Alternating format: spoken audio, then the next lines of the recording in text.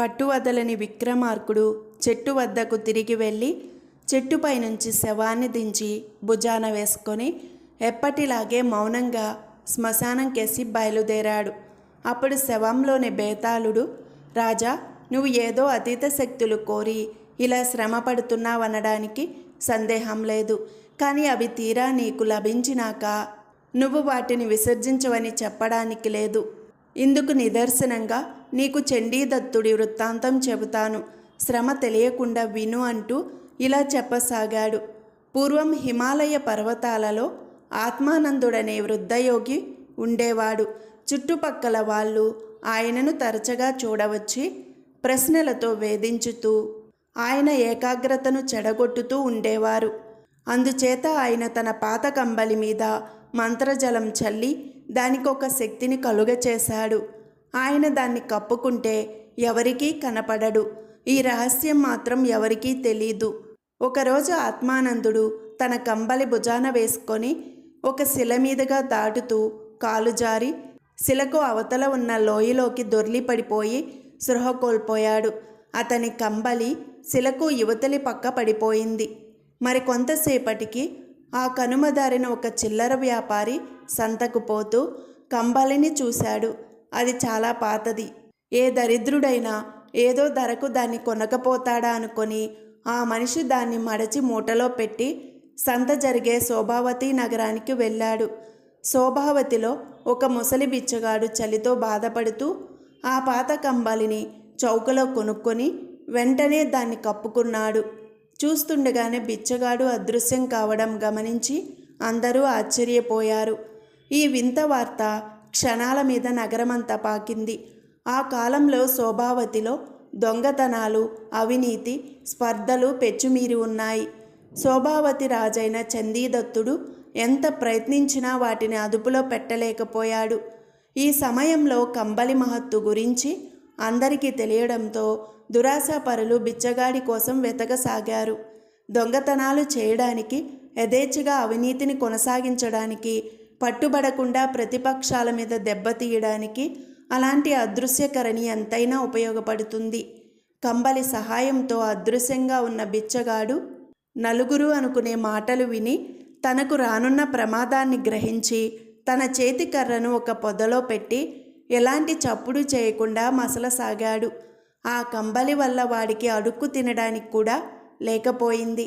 ఆ రాత్రి అంతా వాడు ఆలోచించి తన కంబలి కోసం దేశంలో హేమాహేమీలు తహతహలాడుతున్నారని, అది తనకు ఎందుకు పనికిరాదని రూఢీ చేసుకొని మర్నాడు తెల్లవారగానే తాను వాళ్ళ కంటపడకుండా కంబలి కప్పుకొని అదృశ్యంగా రాజసభకు వెళ్ళి తాను కప్పుకున్న కంబలి తీసి రాజు ఎదుట ప్రత్యక్షమయ్యాడు.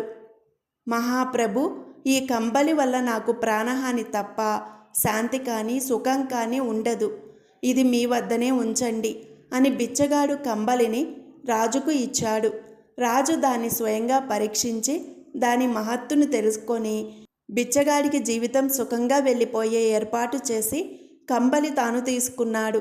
ఈ లోపల కొండ మీద పడిపోయిన ఆత్మానందుడు కోలుకొని తన కంబలి చండీదత్తుడి వద్ద ఉన్నదని తెలుసుకొని శోభావతి నగరానికి వచ్చి రాజును కలుసుకొని తన కంబలి తనకియ్యమని అడిగాడు. రాజు అందుకు అభ్యంతరం చెబుతూ, రాజ్యశ్రేయస్సు దృష్ట్యా ఇది నా దగ్గర ఉండటమే మంచిది అన్నాడు. ఆత్మానందుడు తన కంబలిని రాజు వద్ద ఉంచడానికి ఒప్పుకొని ఎందుకైనా మంచిదని చెప్పి రాజు చేతికి ఒక రక్షాబంధనం కట్టి వెళ్ళిపోయాడు. రాజు మాయా కంబలి సహాయంతో నగరంలోని అనేక మంది అవినీతి పరులను, కుట్రదారులను పట్టుకొని కఠినంగా శిక్షించాడు. మాయా కంబలి ఆచూకీ తెలియక తహతహలాడుతున్న గొప్పవారికి అందరికీ మాయా కంబలి రాజు వద్దకు చేరినట్టు స్పష్టమైంది. దొంగల ముఠా దగ్గర నుంచి అనేక మంది అవినీతి పరులు కఠినంగా శిక్షించడంతో నగరంలో నేరాలు, అక్రమాలు పూర్తిగా తగ్గిపోయాయి. చండీదత్తుడి మనస్సుకు కొంత ప్రశాంతత చేకూరింది. ఒకనాడు రాజుకు రాజనర్తకి అయిన చెంచలను చూడాలనిపించింది. అతను కంబలి కప్పుకొని ఎవరికీ తెలియకుండా చెంచల ఇంటికి వెళ్ళాడు. అటు తర్వాత రాజు ఎవరికీ తెలియరాకుండా చెంచల ఇంటికి వెళ్ళి రాసాగాడు. ఒకరోజు చెంచల మాయా కంబలిని 2 రోజుల పాటు తన ఇంట ఉండనియ్యమని రాజును కోరింది. ఆమె ముచ్చటను రాజు నిరాకరించలేక, నువ్వు నాతో నా మందిరం దాకా అదృశ్యంగా వచ్చి కంబలిని నీ వెంట తీసుకొని పో అన్నాడు.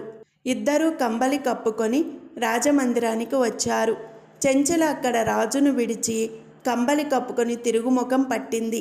వెళ్ళిపోతున్న ఆమెను చూసి రాజు ఆశ్చర్యచకితుడైనాడు. ఆమె అతనికి స్పష్టంగా కనిపిస్తున్నది.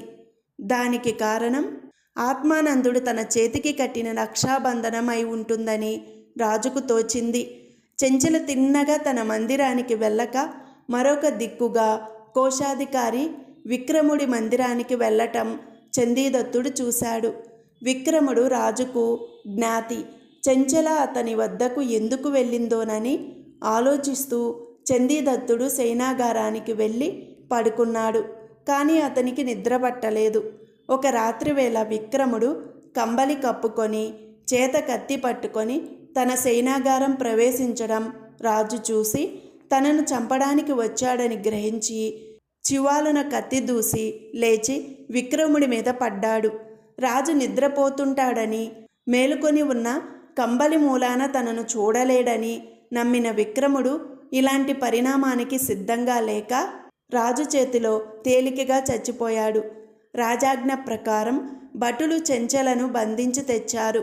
రాజును హత్య చేసి వారసత్వాన్ని బట్టి తాను రాజు కావాలని విక్రముడు అనుకున్నాడని, చెంచల చేసిన సహాయానికి ఆమెను పట్టపురాణిని చేస్తానని ప్రలోభ పెట్టాడని ఆమె రాజుకు చెప్పింది.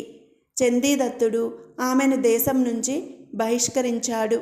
ఆ మర్నాడే రాజు హిమాలయాలలో ఆత్మానందుడున్న చోటికి వెళ్ళి, స్వామి, మీ కంబలిని మీరే ఉంచుకోండి అని మాయా కంబలిని ఇచ్చేశాడు. బేతాళుడు ఈ కథ చెప్పి, రాజా, నాకు కొన్ని సందేహాలున్నాయి. ఆత్మానందుడు తన కంబలి కోసం శోభావతి నగరానికి వెళ్ళి రాజును కంబలి ఇయ్యమని ఎందుకు అడగవలసి వచ్చింది? తనకు కావాలంటే ఇంకో కంబలిని సృష్టించుకోలేకనా? లేక తన కంబలి ఇంకొకరి అధీనంలో ఉండటం ఇష్టం లేకనా?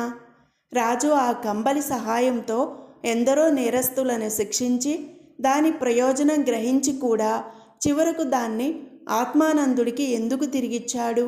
రాజ్యంలో ఇంకా విక్రముడు లాంటి కుట్రదారులు ఉండరనా? ఈ సందేహాలకు సమాధానాలు తెలిసి కూడా చెప్పకపోయావో నీ తల పగిలిపోతుంది అన్నాడు. దానికి విక్రమార్కుడు, మహిమగల వస్తువు మంచివాళ్ళ చేతిలో మంచికి, చెడ్డవారి చేతిలో చెడుకు ఉపయోగపడుతుంది. కొందరికి ఎందుకు ఉపయోగపడదని బిచ్చగాడి అనుభవం ద్వారా మనకు తెలుసు. పైపెచ్చు వాడికి కంబలిలో ప్రమాదమే కనపడింది. తాను మంచివాడు గనక రాజు దాన్ని మంచికే ఉపయోగించవచ్చునని భ్రమపడ్డాడు. ఆ కంబలి దుష్టుల చేతికి పోతే రాజుకు ఎంత ప్రమాదమో తెలిసి ఆత్మానందుడు అతని చేతికి రక్షాబంధనం కట్టాడు. ఆయన శోభావతి నగరానికి వెళ్ళి రాజును కంబలి ఎందుకు అడిగాడో దాన్ని బట్టే తెలుస్తుంది. రాజు కూడా ఆ సంగతి గ్రహించగానే కంబలిని ఆత్మానందునికి తిరిగి ఇచ్చేశాడు అన్నాడు. రాజుకు ఈ విధంగా మౌనభంగం కలగగానే బేతాళుడు శవంతో సహా మాయమై తిరిగి చెట్టెక్కాడు.